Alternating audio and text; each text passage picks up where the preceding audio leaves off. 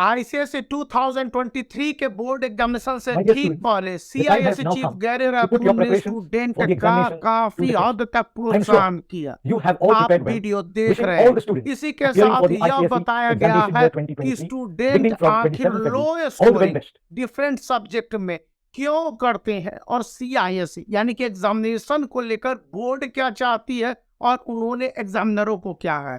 इससे पहले मैं एक बात बता दूं कि जितने लोग आईएससी केमिस्ट्री के लिए वीडियो बना चुके हैं वाकई में वो बहुत अच्छे होंगे, उनकी जानकारी होगी, लेकिन मुझे बहुत सारे लोगों से कांटेक्ट करना पड़ता है और कम से कम ऑथेंटिक एग्जामिनर जो बताते हैं वही बातें मैं शेयर करता हूँ। आईएससी क्लास 12th के इकोनॉमिक्स का जो वीडियो था मुझे सफिशिएंट लगा, जितनी जानकारी थी इनपुट के साथ ऑथेंटिक वे में दे दी कि इतने में से ही एग्जामिनेशन के क्वेश्चंस रहेंगे। तो यही बात है आईएससी क्लास 12th केमिस्ट्री के लिए है कि अभी स्टूडेंट को वेट करना होगा। बहुत सारी बातें हैं, एनालिसिस है, डेटा का रिप्रेजेंटेशन है और उसके बाद एक पूरा फैक्ट निकल के आएगा तो मैं आपके साथ बहुत जल्द शेयर करूंगा। मैं जानता हूं कि आईएससी क्लास 12th में बहुत टफ स्कोरिंग होती है, लेकिन इस समय है कि स्टूडेंट को उन लो स्कोरिंग के बीच में बगैर कोई जानकारी के कुछ भी पढ़ेंगे। यहाँ पर है कि आप एक साल के चीज को अगर 1 घंटे में या 1 दिन में समाप्त करना चाहते हैं तो काफी डीप एनालिसिस होती है और जो जानकारियां मुझे मिलती है मैं आपके साथ शेयर करता हूं।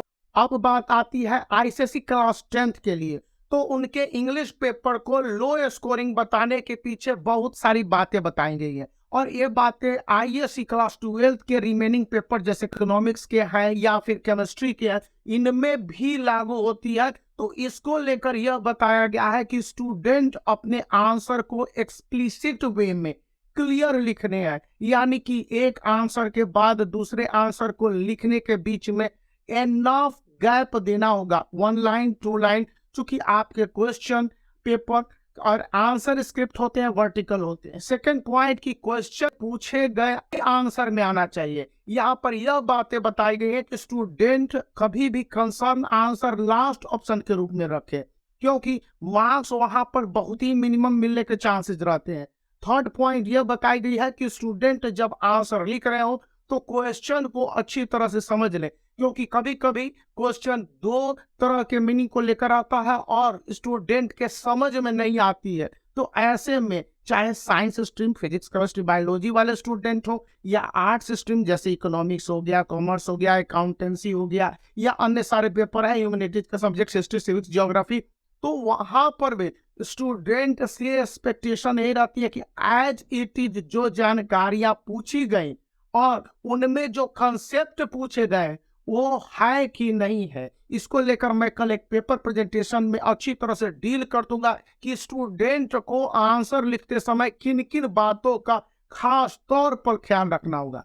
मैं कोई कोर्स नहीं बेच रहा है, यहाँ पर स्पष्ट बातें बताता हूँ।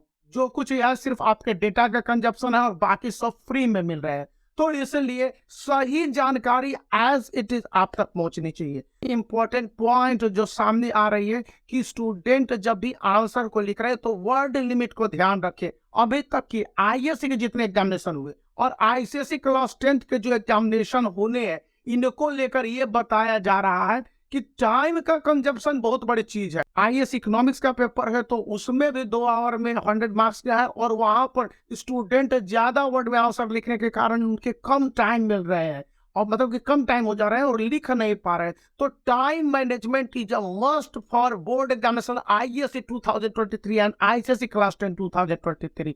तो आप जो इंग्लिश के पेपर 1 और पेपर 2 है वहां पर भी स्टूडेंट को अपने पेपर की तैयारी के लिए यदि मॉक टेस्ट 1 से ज्यादा बना ले रहे हैं तो अच्छी बात है, उनके प्रिपरेशन इस लेवल पर होने चाहिए जैसी कि सलाह दी गई है, बताई गई है कि स्टूडेंट कम से कम अपने आंसर को लिखते समय इन बातों का याद रखे कि एक क्वेश्चन के अंतर्गत अगर 2 सब क्वेश्चन है या एक आपके रेफरेंस टू कंटेक्स्ट के अंतर्गत 4 क्वेश्चन है और 4 क्वेश्चन में से पहला क्वेश्चन ही 2 पार्ट में बटा हुआ है तो दोनों के answer as it is word limit और मार्क्स के हिसाब से लिखने चाहिए। जैसे कि यदि आपके 20 मार्क्स का कोई क्वेश्चन है तो 350 वर्ड्स जरूरी है, 300 से 350 वर्ड्स होने चाहिए। एक आइडियल है, 10 मार्क्स के क्वेश्चन है, तो वहां पर यह सलाह दिया गया है कि एटलीस्ट स्टूडेंट के 175 वर्ड से 80 वर्ड तक आंसर होने चाहिए। यदि वो 60 भी लिखता है 160 तो मान लिया जाएगा। 5 मार्क्स के क्वेश्चन के लिए 75 से 80 वर्ड्स, 85 तक भी लिख देता है स्टूडेंट के एज इट इज माने जाएंगे। लेकिन अगर 5 मार्क्स के क्वेश्चन के लिए उसने 120 वर्ड लिख दिए तो एक तो समय कंजप्शन होगा, स्टूडेंट के एरर होने के खतरे ज्यादा रहते हैं। इन बातों को ध्यान में रखते हुए क्वेश्चन के आंसर प्रिपरेशन कर रहे हैं, खास करके ऑब्जेक्टिव क्वेश्चन के आंसर में लो स्कोरिंग होने का बहुत बड़ा खतरा है। इन बातों को भी एज इट इज याद रखने हैं। तो उसके लिए नेक्स्ट वीडियो में और डिटेल बता दूंगा, तो बने रहिए। इस वीडियो को लाइक करने के साथ चैनल को सब्सक्राइब करके रखिए और दोस्तों के बीच में शेयर करना याद रखिए।